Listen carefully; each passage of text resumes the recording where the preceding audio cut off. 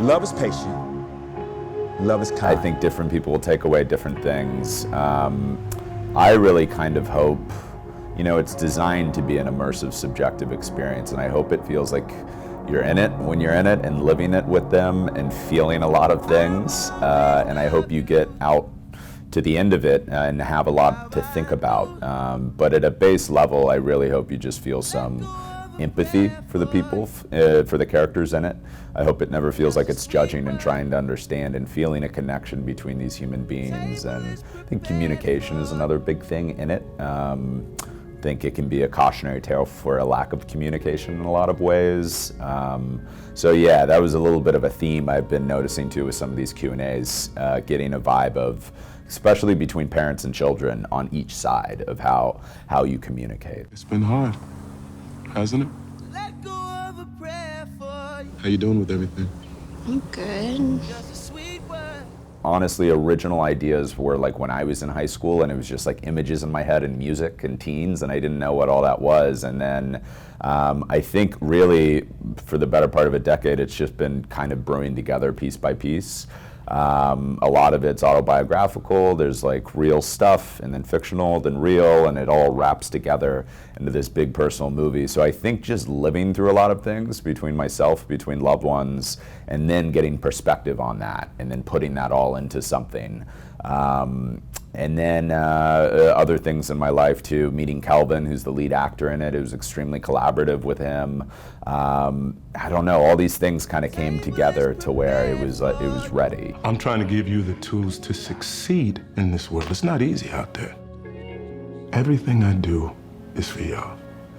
Everything. I guess it's like the idea of being like spiritually honest to something, if that makes sense. And like, even if it's not literally honest, like the emotion and the kind of spirit behind something is really exciting to me. And just telling, I hope, stories that are a bit unorthodox. I think so many, so many movies are like mass marketed big things, and I think it's good to go against the grain a bit and tell stories that are more difficult. I kind of believe too, my parents are both therapists, and I believe in just trying to understand and examine the good and the bad of people, and that's what makes us human, and that's a beautiful thing. So to not shy away from it, and I think that's what I'm trying to do with these really hopefully experiential films, because you can live in someone else's shoes and understand their journey, and that's kind of a privilege.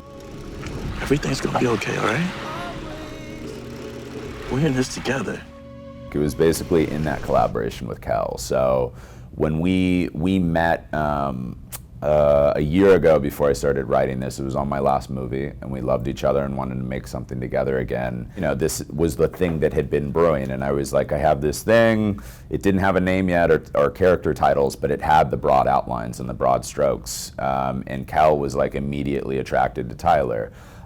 So we started doing these like mini therapy sessions basically while I was writing, where we were talking about our past experience, especially at that age, how it felt with our parents, with our fathers, with our if siblings or lovers and girlfriends and pressures in school. So and a huge part of that, especially was for Kel, being black and like having a black family and pressures that he felt from his father. And so we just tried to work everything in a real way. What we kind of discovered is, there's very specific nuanced differences, and then there's also commonalities, to where what we had hoped with the movie is that it would feel like authentic, specific to this black family, but also some of what they're going through are universal issues between grief and love and healing and tragedy, and trying to make it through that. So sort of connecting both those things together, if that makes sense. And I just feel very blessed because we got the dream, it's still a bit surreal that we have the soundtrack we do, and then we have Trent Atticus as composers. It was, so like even the script had the music all embedded in it. So as you're reading, you could play it if you wanted to. Like it had play and pause buttons next to each track soundtrack and the story. And it is kind of designed, you know, I think a part of that is like when I was in high school, music was so huge to me and got me through a lot of things. Music is still huge to me, but the hope is that it's designed to go along with Ty and M's narrative arc, and also hopefully bring you closer to their headspaces and their world. You know, like if you laid out the soundtrack, a story is kind of being told from song to song that echoes Ty and Emily's journey. And then the score is doing a similar thing, but the score is different in the sense we were trying to make it feel like the internal spirit of the character could kind of come out musically. So that starts with Ty, and then it goes to Emily, and the score is this kind of sonic connection that's linking brother and sister, I think, because they're rarely in the film together, but as siblings, I think your spirits are always connected, you know, and that's a huge part of what's going on in this movie, and that dynamic and relationship. And so they would literally, Trent and Atticus would take sounds from the movie and manipulate them and use them musically, even to the fact of like why we use a piano theme is because of Tyler and how he plays the piano. And it was amazing working with them, and like just feel very, very blessed I got that and this crazy soundtrack. It was really natural because I've worked with Drew Daniels, my same DP on every movie. I love him. He's the best in the world. And it just kind of felt like a natural progression to us, like starting with Krisha, my first movie, to where that and this, they're meant to be very subjective and immersive, and every motivation for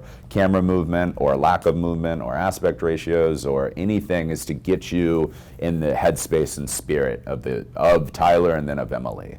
And